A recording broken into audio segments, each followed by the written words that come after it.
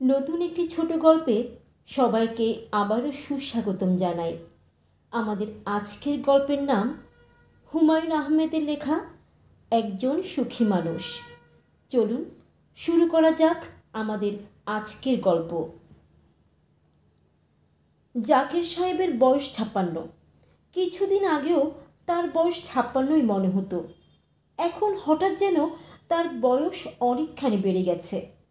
আয়নার দিকে তাকালেই তাকে দেখলে মনে হয় 70 বছরের এক অচেনা বুড়ো। অথচ তিনি একজন সুখী মানুষ, অসম্ভব সুখী। সুখী মানুষের বয়স বাড়ে না, কিন্তু তার বেলায় এরকম হচ্ছে কেন? তিনি দাড়ি কামাতে কামাতে এইসব ভাবতে লাগলেন। সম্ভবত অন্যমনস্ক হয়ে পড়েছিলেন। ঘ্যাস করে তার গাল কেটে গেল। বড় বড় কয়েক ফোঁটা রক্ত পড়ল বেসিনে। অনেকখানি কেটেছে, কিন্তু আশ্চর্যের ব্যাপার হচ্ছে ব্যথা লাগছে না। বয়সের লক্ষণ। বয়সের সঙ্গে সঙ্গে স্নায়ু অসাড় হয়ে আসে, ব্যথা রোধের তীব্রতা কমে আসে। জাকির সাহেব ডান হাতের আঙ্গুলে গাল চেপে ধরে অভ্যাসের বশে বললেন, উহ বলে তিনি নিজেই খুব অবাক হলেন। বলার কোনো দরকারই ছিল না। কেন বললেন? নাশতার টেবিলে মিলির সঙ্গে দেখা হলো। মিলি তার বড় মেয়ে। নাশতার সময়টাতে সে বাবার সামনে বসে পরপর 2 কাপ চা খায়। অল্প কিছু কথাবার্তা হয়। আজ মিলি অস্বাভাবিক গম্ভীর। অনেকক্ষণ সে বাবার দিকে তাকালোই না। জাকির সাহেব এক চুমুকে কমলা রসটা খেয়ে ফেললেন। সিরিয়ালের বাটিতে দুধ ঢাললেন, চিনি মেশালেন। শুকনো চোখে তাকালেন রুটি মাখনের প্লেটের দিকে। আরেকটা বাটিতে গাঢ় লাল রঙের কি একটা তরল পদার্থ দেখা যাচ্ছে। টমেটোর স্যুপ নাকি? স্যুপ আগে খাওয়া দরকার ছিল। কোনো কিছুই মুখে নিতে ইচ্ছে করছে না। রুচি একদম নষ্ট হয়ে গেছে। বয়সের লক্ষণ। একটা বয়সে ভালো কিছু আর খেতে ইচ্ছে করে না। বাবা, তোমার গালে কি হয়েছে? কিছু না। কিছু না মানে? গাল তো অনেকখানি কেটেছে। না, হঠাৎ করে শেভ করতে গিয়ে। ইলেকট্রিক শেভার ব্যবহার করনি? জাকির সাহেব চুপ করে রইলেন। এই যন্ত্রটি তার একদম পছন্দ নয়। চালু করলে বিচ বিচ শব্দ হয়। গালে ছোঁয়ালেই সমস্ত শরীর শিরশির করতে থাকে। বাবা, কাটা জায়গায় কিছু দিয়েছ? না। স্যাভলন ট্যাভলন কিছুই না? না। মিলির মুখ আরও গম্ভীর হয়ে গেল। জাকির সাহেব খুব বিব্রত বোধ করতে লাগলেন। এ কি বাবা, তুমি ডিমটা খাচ্ছ না কেন? ইচ্ছে করছে না রে মা। ইচ্ছে না করলে তো হবে না। 2 দিন পর পর তোমাকে একটা ডিম খেতে হবে। এই বয়সে তোমার ডায়েট ঠিক রাখা খুবই জরুরি। তা তো ঠিকই। আজ ডাক্তার সাহেব আসবেন না? আসবেন। গালটা তাকে দেখাবে। আচ্ছা, ঠিক আছে। কোনো জিনিস বাবা অবহেলা করতে নেই। তা তো ঠিকই। তিনি সিদ্ধ ডিমে গোলমরিচের গুঁড়া ঢালতে ঢালতে সেটাকে কালো বানিয়ে ফেললেন। ডিমটা শেষ করতে তার অনেক সময় লাগলো। কিছুতেই গলা দিয়ে নামতে চাচ্ছে না। 2-1 বার বমির মতো হলো। চমৎকার সব সুখাদ্য, কিন্তু খাওয়া যাচ্ছে না। বয়স দ্রুত বাড়ছে। আজকাল অল্প হাঁটলেই বুকে হাঁপ ধরে। সিঁড়ি বেয়ে উঠবার সময় রেলিং ধরে ধরে উঠতে হয়। অথচ তার বয়স মাত্র 56। জাকির সাহেব হাঁটতে বেরুলেন। গালের কাটাটায় চিনচিনে একটা ব্যথা হচ্ছে। কেন হচ্ছে কে জানে। বেরোবার সময় তার জামাই তাকে খানিকটা ভয় পাইয়ে দিয়েছে। চিন্তিত মুখে বলেছে, গাল হচ্ছে শরীরের সবচেয়ে সেন্সিটিভ পার্ট। একে মোটেই অবহেলা করা উচিত না। সামান্য ক্ষতেই সেপটিক হয়ে সিরিয়াস ব্যাপার হতে পারে। জামাইয়ের সঙ্গে তার কথাবার্তা বিশেষ হয় না। শরীর খারাপ হলে বা অসুখ বিসুখ হলেই সে শুধু খোঁজ নিতে আসে। আজ যেমন নিয়েছে, রাতেও একবার খোঁজ নেবে। জাকির সাহেব রাস্তার মোড়ের এক পানওয়ালার দোকান থেকে একটা 5-5 কিনলেন। তখন মিহিরবাবুর সঙ্গে তার দেখা হলো। মিহিরবাবু পাশের বাড়িতে থাকেন। অল্পদিন হলেও রিটায়ার করেছেন। মিহিরবাবু অবাক হয়ে বলেন, সিগারেট কিনলেন নাকি? জি। আপনি সিগারেট খান জানতাম না তো। খাই না, এই আজ একটা কিনলাম আর কি। কোনো উপলক্ষ টুপলক্ষ নাকি? না না, উপলক্ষ কিছু না, এই এমনি। জাকির সাহেব লজ্জিত ভঙ্গিতে হাসলেন। মিহিরবাবু বললেন, কোথাও যাচ্ছেন নাকি? জি না, একটু হাঁটছি, মর্নিং ওয়াক। সকাল 10টায় মর্নিং ওয়াক? না মানে এই হাঁটা আর কি। আপনার ছেলেরা ভালো আছে? জি ভালো। তারা যেন কোথায় থাকে? জাকির সাহেব অন্তরঙ্গ গলায় বললেন, দুজনেই আমেরিকাতে, একজন নর্থ ডাকোটা, অন্যজন সিয়াটলে। ও আচ্ছা, আরেক মেয়ে জামাই জাপান না কোথায় আছে বলেছিলেন যেন? হনলুলু। আপনি তো ভাই সুখী মানুষ। হ্যাঁ তা ঠিক। চিন্তা ভাবনা কিছু নাই, এখন শুধু দেশে বিদেশে ঘুরে বেড়ানো। আজ জাপান, কাল আমেরিকা, পরশু হনলুলু। জাকির সাহেব লজ্জিত ভঙ্গিতে হাসলেন। সিগারেট টানার জন্যই বোধ হয় তাঁর মাথা হালকা হালকা লাগছে, বমি বমি ভাব হচ্ছে। একটা পান খেতে পারলে ভালো হতো। মিহিরবাবু বিমর্ষ ভঙ্গিতে বললেন, আমার অবস্থাটা দেখুন, দুটো মেয়ে এখনও বিয়ে হয় নাই, এর মধ্যে রিটায়ারমেন্ট হয়ে গেল।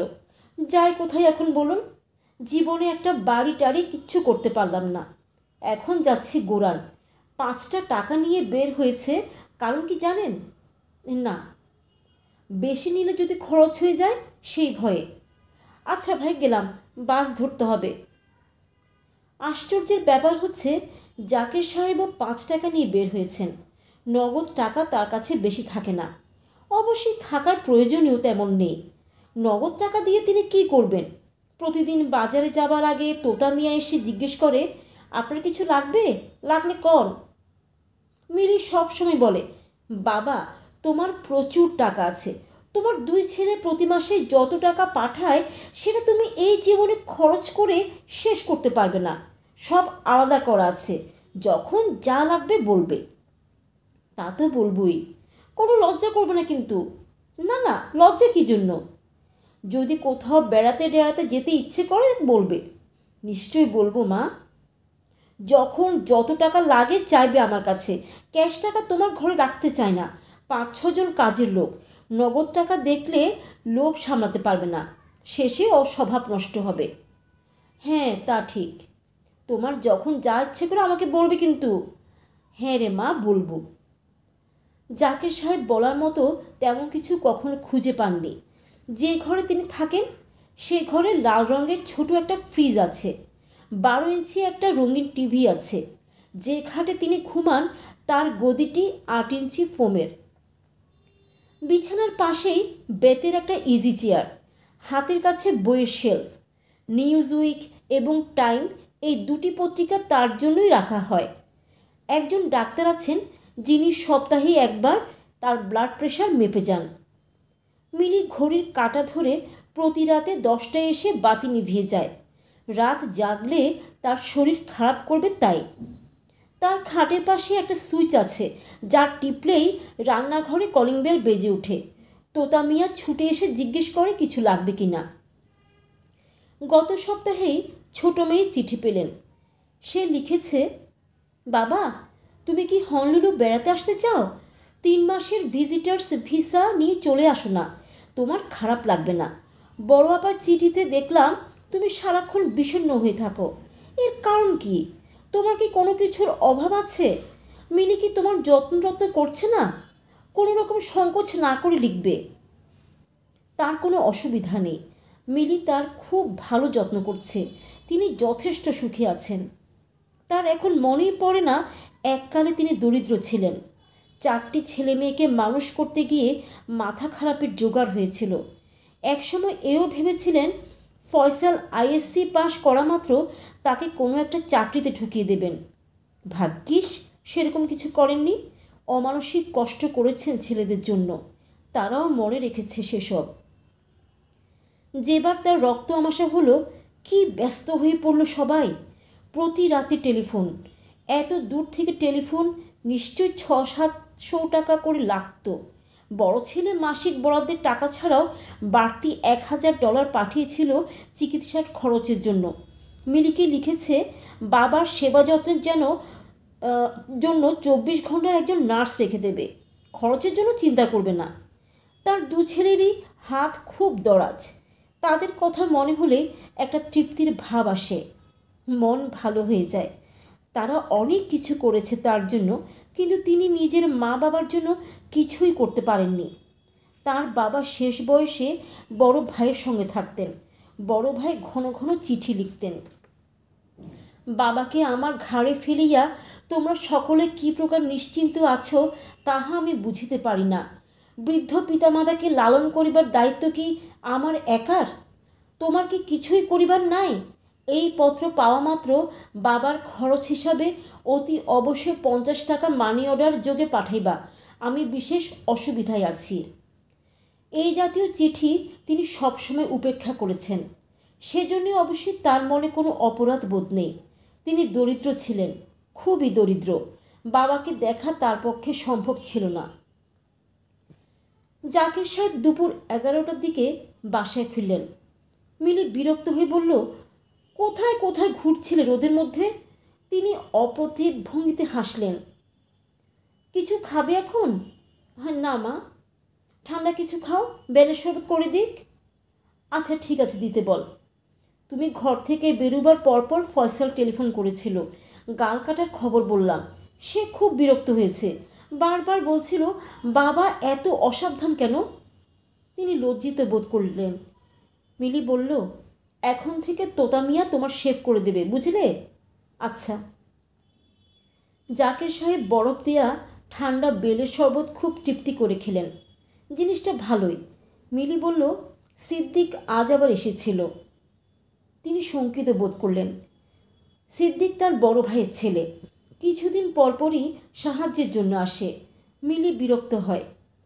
আজ এসেই সে একটা মিথ্যা কথা ফেঁদেছে। বলেছে তুমি নাকি তাকে আসতে বলেছ, তুমি নাকি সেলাই মেশিন কিনবার টাকা দেবে বলেছ নাকি বাবা? জাকির সাহেব মাথা নাড়লেন। তিনি কিছু বলেননি। মিলি কঠিন স্বরে বলল, ভিক্ষাবৃত্তিকে প্রশ্রয় দেওয়া একদম ঠিক না। তা তো বটেই। আমি আজ কড়া ধমক দিয়েছি। ধমক দেবার কোনো দরকার ছিল কি মা? ধমক দেব না? আমার সামনে এস্টের মধ্যে কাশ ফেলল। রাগে আমার গা জ্বলে গেছে। আচ্ছা তুমি যাও, গরম পানি করা হচ্ছে, গোসল সারো, গালে পানি লাগিও না। রাত 8টায় বড় ছেলে সিয়াটল থেকে টেলিফোন করল। বাবা তোমার গাল এখন কেমন আছে? ভালো। মিলি বলল তুমি নাকি ইলেকট্রিক শেভার ব্যবহার করো না, এখন থেকে করব। আমরা খুব চিন্তিত, বুঝলে বাবা? বুঝেছি। নাও টুকুনের সঙ্গে কথা বলো। টুকুন বাংলা বলতে পারে না, সে এক গাদা কথা বলে গেল। জাকির সাহেব শুধু ঘন ঘন মাথা নাড়লেন এবং ফাঁকে ফাঁকে বললেন, ইয়েস ইয়েস। রাত 10টার কিছু পরে ছোট মেয়ে টেলিফোন এলো হনলুলু থেকে। কানেকশন ভালো নয়, কিছুই প্রায় শোনা যায় না। বাবা তুমি এত অসাবধান কেন? এখন থেকে সাবধান হব রে মা। ভাইয়া টেলিফোন করে আমাকে জানালো, আমি চিন্তায় অস্থির। খুব বেশি কেটেছে? না না না, খুব বেশি না। বিদেশে থাকি, সারাক্ষণ ভয় ভয় থাকতে হয় কখন কি খবর এসে পড়ে। ভয় নাহি, আমি অনেক দিন বাঁচব রে মা। কথাটা হয়তো ঠিক। তাদের দীর্ঘজীবী বংশ। তার বাবা প্রায় অমর হয়ে গিয়েছিলেন। চোখে দেখেন না, কানে শোনেন না, উঠে বসতে পর্যন্ত পারেন না, তবু বেঁচে আছেন। তার এত দীর্ঘ সময় বেঁচে থাকার কোনো প্রয়োজন ছিল না। বেঁচে থেকে তিনি বড় ভাইকে প্রায় পাগল করে দিলেন। আর কিছুদিন বাঁচলে বড় ভাই নির্ঘাত পাগল হয়ে যেতেন। তিনিও কি তাই করবেন? দীর্ঘদিন বেঁচে থেকে সবাইকে পাগল করে তুলবেন? জাকির সাহেব বাতি নিভিয়ে ঘুমোতে গেলেন। রাত 12টায় তাকে ডেকে তোলা হলো। ছোট ছেলে কায়সার টেলিফোন করেছে নর্থ ডাকোটা থেকে। জাকির সাহেব ঘুম ঘুম চোখে উঠে বসলেন। মিলি চমকে উঠে বলল, কি সর্বনাশ, তোমার গালের এই অবস্থা কেন? সমস্ত মুখ ফুলে উঠেছে। বাম গাল এমন ফুলেছে যে একটা চোখ প্রায় বন্ধ হয়ে যাওয়ার মতো অবস্থা। মিলি এসে বাবার হাত ধরল। ইস, এ তো অসম্ভব জ্বর। বাবা তুমি শুয়ে থাকো। জাকির সাহেব শুয়ে থাকলেন না, টেলিফোন ধরতে নিচে নেমে গেলেন। হ্যালো কায়সার। হ্যাঁ বাবা, তুমি কেমন আছো? ভালো, খুব ভালো, খুব চমৎকার আছি। এই পর্যন্ত বলে তিনি হাসতে লাগলেন। হাসতে হাসতে বললেন, এত সহজে আমি মরছি না, বুঝলি? আমি দীর্ঘদিন বাঁচব। একসময় চোখে টোখে দেখব না, কানে শুনবো না, বিছানায় উঠে বসতেও পারবো না, তবুও বেঁচে থাকবো। এইসব তুমি কি বলছো বাবা? জাকির সাহেব হাসতে লাগলেন। একজন সুখী মানুষের হাসি, আনন্দ ও তৃপ্তির হাসি। গল্পটি এখানেই সমাপ্ত। আজকের গল্পটি আপনাদের কেমন লাগলো অবশ্যই তা কমেন্ট বক্সে লিখে জানাবেন। আর যদি ভালো লাগে তাহলে একটা লাইক দিয়ে পাশে থাকবেন। যদি আমাদের চ্যানেলটি ভালো লাগে তাহলে অবশ্যই সাবস্ক্রাইব করে দিবেন। সকলে ভালো থাকুন, সুস্থ থাকুন, এই কামনায় আমি মৌসুমী গুহ আজকের মতো বিদায় নিচ্ছি।